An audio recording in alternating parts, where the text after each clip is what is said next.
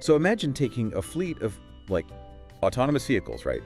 Perfectly trained for high-speed highway driving. Okay. And then you suddenly just drop them onto a crumbling, unpaved mountain pass right in the middle of a landslide. Oh, wow. Yeah, that is a rough visual. Right. But that's exactly what we are looking at today as we do a deep dive into the July 23rd, 2026 observation logs from Team AI Lab.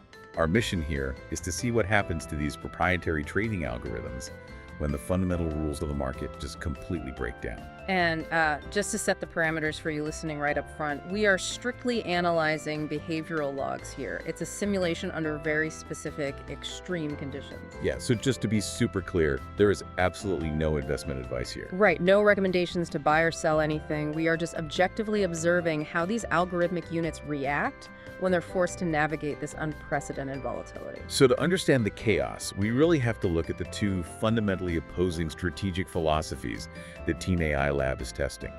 First, you've got the mountain climbers. Ah, yes, the climbers. Right, and mechanically, I mean, they rely on mean reversion.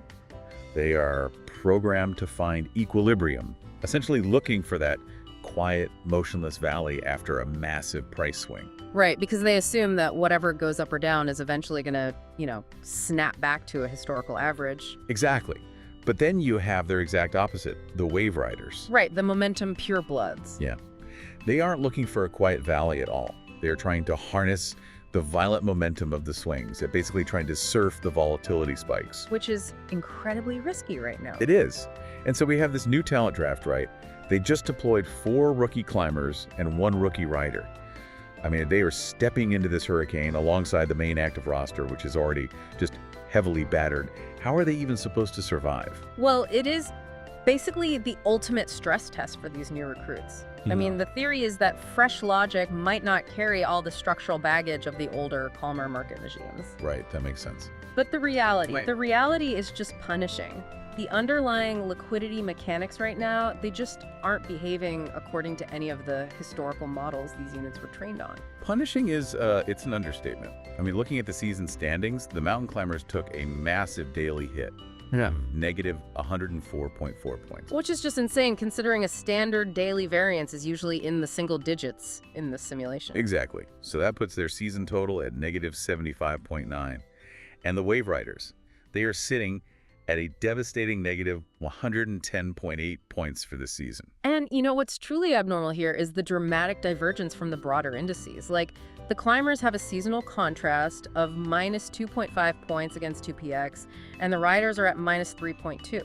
That is a huge gap. It is. It tells us something critical. The market isn't just going down. The actual mechanics are temporarily broken. Right. Resistance levels are getting smashed with no snapback, so the climbers are just buying into a bottomless pit. While the riders just get completely whipsawed by fake momentum breakouts. But wait, here is where I have to question the logic of the baseline itself. If this storm has made the old rules completely obsolete, does tracking performance against traditional indices like the Nikkei or 2px even matter right now? Well, I mean, if the market is fundamentally broken, aren't we just measuring how fast our units are failing compared to an already failing average? that is a really, really good point. In a true paradigm shift, those historical benchmarks absolutely lose their meaning. The indices are just the old regime's average. Right.